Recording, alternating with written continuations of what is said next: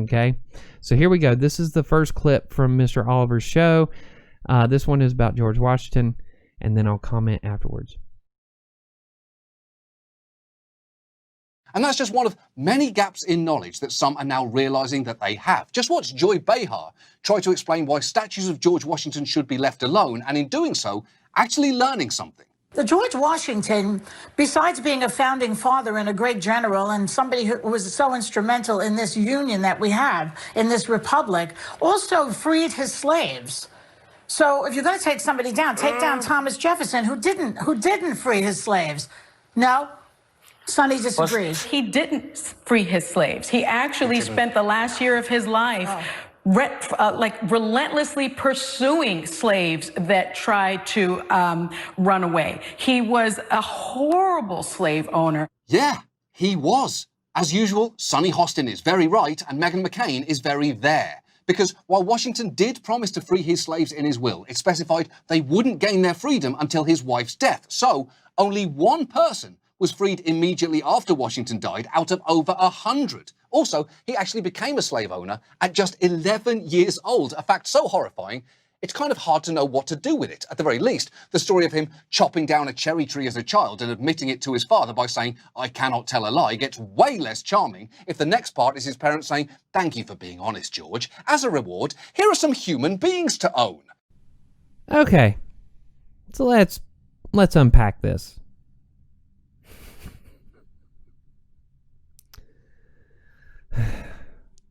So Joy Behar says, and again, this is common. This is something that we were all kind of told when we were kids. He freed his slaves when he died, which is right on a technicality. And I'm going to show you his will here in a minute and explain the technicality. And then, of course, the Sonny woman disagrees and says, no, he didn't free his slaves, which she's right on technicality as well. It's complicated, okay? Because here's the thing about history. It's never easy. It's never like, well, he was a bad person, so bad. It's never that easy. It's the only person you could probably nail that for is Hitler, right? So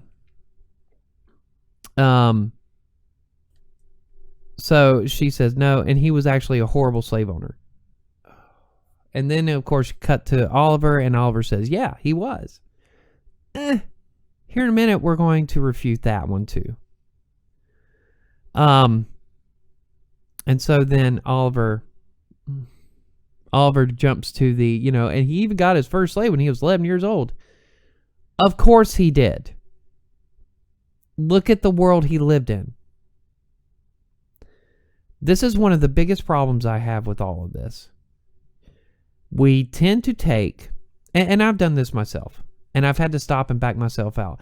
And I have tried to teach my students, and I actually had a young lady back in the spring before we got released for COVID get very upset over the way, because I was presenting modernist ideals. Now, these modernist ideals were developed in the 1900s, 19-teens, and then, of course, they flourished in the 20s and 30s. But I was explaining modernist ideals, and I was explaining what they understood of the world and how they were trying to understand the world. And she got so upset about it, and I had to keep telling her, this is not what I believe, and I'm not telling you that you have to believe this. I'm telling you this is what they believe, so when you read their literature, understand how they understood the world. Because you cannot go into, say, you can't really go into The Great Gatsby thinking in 2020 terms. You have to think in 1925 terms, because that's when he's writing The Great Gatsby. And the world he knows is 1925. So to project 2020 terms onto George Washington is absurd and stupid. And it is stupid. It's not ignorant, it's stupid because you know better. You know it doesn't work that way. It's just like the other thing I was just talking about a minute ago, where Oliver shows the clip of the woman from 1954. We don't think that way as a majority anymore. That's over. And the ones who do are dying out by nature. There are small pockets of white supremacists in this country. Most of them that think that way, If you look at their property, and I'm not being mean, I'm just being real. If you look at the property they hold, it's nothing to write home to mama about. Okay? So the fears that they have are unsubstantiated, which we all know, right? So let's talk about George Washington's world, and then we're going to get into this will. So we know what Washington knew, or we try to pretend that we know what Washington knew. But the problem with that is that assumes that Washington had been exposed to a lot of things that direct us today in our modern world. Okay? And I wrote down just a quick list of things that George Washington had not been exposed to, that we have been exposed to, and that do have an impact on our lives every day in 2020. So here we go. Here's the things that George Washington didn't have exposure to. Freud, Jung, Marx, Darwin, Ralph Waldo Emerson, Romanticism, Modernism, Postmodernism, Foucault, Derrida, Wordsworth, Eliot, Pound, Hitler, Mussolini, Mao. He didn't know about the Civil War. He didn't know about Reconstruction. He didn't know about Jim Crow. He didn't know about segregation. He didn't know about the Civil Rights Movement. He didn't know about Martin Luther King. He did not know about Malcolm X. He did not know about segregation nationwide. He did not know about FDR's policy to put Japanese people into internment camps. He did not know about the Vietnam War. He did not know about 9/11. He did not know about Reaganomics. He did not know about NAFTA. He did not know about the KKK. He did not know about Mr. John Oliver and a show called Last Week Tonight. And all of these things have an impact on you every day in 2020. And all of these things shape the way you think and the way you integrate with life in 2020. And none of these things existed when George Washington was alive, nor did they exist when he wrote his will. So let's look at the will, because the will is key to all this. And I promise you, of the 3 people that you heard in that clip with John Oliver, not a damn one of them have read this fucking will. But you're about to. So let's take a look at it. For those of you who are listening to the podcast, you're just going to have to listen as we go through this. All right. Here is George Washington's will. Now, it is really easy to find. If you go into Google, I'm going to show you the top here so you can see the banner. If you go into Google and you just type in George Washington's will, the first link that comes up is the Mount Vernon site, where they have a copy of George Washington's original fax, or a picture of his original will in his handwriting, and then they have this transcript. Excuse me. And this is mountvernon.org. So this is Washington's estate and his legacy. Okay, George Washington's last will and testament, July 9th, 1799.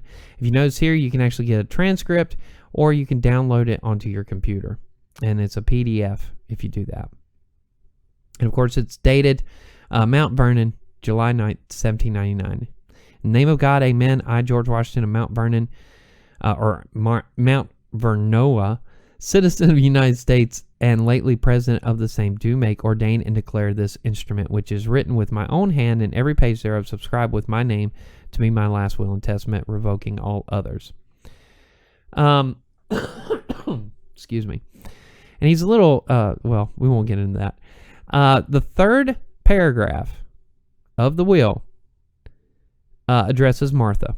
And in it, he simply says, I give and bequeath the use, profit, and benefit of my whole estate, real and personal, for the term of her natural life, except such parts thereof as are specifically disposed of hereafter. So he's leaving her everything, all the property. All right, now here's the thing. In 1799, slaves are considered property. Okay, so you got to understand that they're property. So now he has to get into the legal mechanisms of what to do with his slaves, and that's what the 4th paragraph does. Mr. Oliver, if you're watching, I hope you listen very carefully. Actually, I hope you go and read this for yourself. 4th paragraph. Upon the decease of my wife, it is my will and desire that all slaves which I hold in my own right shall receive their freedom. Now, I'm going to stop there. I'm going to keep stopping. Sorry, guys. There's where the technicality comes in, right? So Joy Behar was kind of right in that he guaranteed their freedom at his death. It's just that, as the other young lady and Mr. Oliver both pointed out, it didn't happen. Well, actually, until Mr. Oliver pointed out, it didn't happen until Martha died. Okay? Now, there's a reason for that. And for those of you who are watching on YouTube, you can see there's a big chunk. This fourth paragraph actually is quite long, and it specifically just explains everything about the slaves. But the first half of it is key to understanding why he chose to keep his slaves in bondage until Martha died. And it's actually a incredible reason why he did this, okay? And again, he's working in a system that we don't understand. He's working in a system that we haven't been exposed to in, 150 years now? Or 170 years. 170 years. 60 years. 165 years. 165 years. I'm an English professor. Don't knock my math. 65 years. Blah. We haven't been exposed to this system in that long. So, we don't understand it. And to pretend that we do understand it, again, is being stupid. Because you know better. You cannot understand it. Again, he had not been exposed to all the things that I mentioned. Specifically, Freud, Jung, Marx, Darwin, Ralph Waldo Emerson. Okay, those specific ones. He had not been exposed to them. He had not been exposed to their philosophies, what they said about modern culture, modernity, capitalism, any of that. He had not been exposed to the atrocities of Hitler, Mussolini, or Mao. He had not been exposed to the military-industrial complex, which gave us the Vietnam War. He had not been exposed to something like 9/11. He wasn't exposed to well, I'm not going to say COVID because it was a completely different time back then, right? Everything was a pandemic.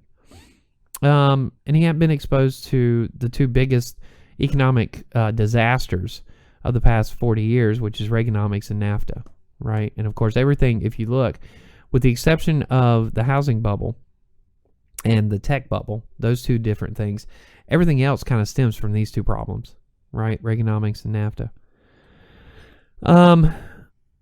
But he had not been exposed to specifically those first five guys, right? Freud, Jung, Marx, Darwin, and Emerson, which, again, their philosophies shape the way we view the world, the way we understand the world, and the way we understand relationships on an individual basis. So let's go forward. So, is my will and desire that all the slaves which I hold in my own right shall receive their freedom, to emancipate them during her life, would, though earnestly wished by me, be attended with such insuperable difficulties on account of their intermixture by marriages with the dour Negroes, as to excite the most painful sensations, if not disagreeable consequences from the latter, while both descriptions are in the occupancy of the same proprietor. So let me explain what he just said. To emancipate them during my life, in other words, to free them during my life, would be attended with such insuperable difficulties on account of their intermixture by marriage with the dour Negroes. Who are the dour Negroes? They're Martha's. In other words, he didn't free them on his death and left their freedom to be held until Martha's death, so he didn't break up their families. Because if he freed them, you would have fathers and mothers being split from their kids, husbands and wives being split. He wasn't going to let that happen. So he kept them under servitude until Martha's death so that they could stay with their families. So there's point one. Point number two. He goes on to say, it not being in my power under the tenure by which the dour Negroes are held to manumit them. And again, I don't know that word. But basically what he's saying is, based on context, it's Martha. Martha has the power to free the dower slaves. So he leaves it to Martha to free both groups when she dies. Then he goes on to say, whereas among those who will receive freedom according to this device, there may be some who from old age or bodily infirmities and others on account of their infancy that will be unable to support themselves. It is my will and desire that all who come under this first and second description shall be comfortably clothed and fed by my heirs while they live. In other words, so let's say they serve under Martha, and when Martha frees them, they don't have the ability to provide for themselves because they're either too old or they're babies. And what he says is, my heirs, my children and grandchildren and great-grandchildren, however long it goes, are to take care of them for free, clothe them, take care of them, make sure they have the best possible life they can get. Does that sound like a horrible slave owner? Anyway, we're going to come back to that because that's problematic. I know that's problematic. But it doesn't sound like the guy that John Oliver and that young lady on The View were talking about, does it? Then he says, talking about the infants, that such of the latter description have no parents living, or if living are unable or unwilling to provide for them, shall be bound by the court until they shall arrive at the age of 25 years. So in other words, the court has the ability to enforce the fact that they have to be taken care of until they're 25 years old. And in cases where no record can be produced whereby their ages can be ascertained, the judgment of the court upon its own view of the subject shall be adequate and final. In other words, the court will decide, okay, if we can't show when this child was born or when this person was born, the court will decide based on evidence provided to the court as to how old that slave is. The Negroes just thus bound are by their masters and mistresses to be taught to read and write, so they're going to be educated during that period between his death and Martha's. To be brought up to some useful occupation agreeably to the laws of the Commonwealth of Virginia. So they're going to be educated and they're going to be taught a trade so that they can provide for themselves. Providing for the support of orphan and other poor children, and I do hereby expressly, listen to this next line, and I do hereby expressly forbid the sale or transportation out of said commonwealth of any slave I may die possessed of under any pretense whatsoever. In other words, if he dies and his slaves get taken or go under Martha's control, she cannot sell them, so she cannot break up the families. The key to all this is understanding. He understood that he had slaves that had intermarried with her slaves and started families, and the last thing he was going to do was split them up. So he added provisions in his will to make sure they stayed together, and when she died, they all received freedom at the same time so that they stayed together as a family unit. He also made sure that they were educated and that they were taught a trade so that when she died and they obtained their freedom, they could then go out and provide for their families. That is what his will says. So the next time these SJWs want to bitch about George Washington and his slaves, they better read the damn will and come up with a different argument about his slave ownership. Because this is what the will says. And it doesn't sound like the demon man that they want to paint him out to be. Now, did he own slaves? Yes. Did he get his first slave when he was 11 years old? Yes. Did he know it was wrong? Yeah. You can see it in the will. But look at what he's doing. And this is the key to all this. He lived in a system. And in that system, he built provisions in his will to work through the system to make sure that when it came time that they obtained their freedom, they were able to make a living for their family so that they could then be prosperous in freedom in the United States of America.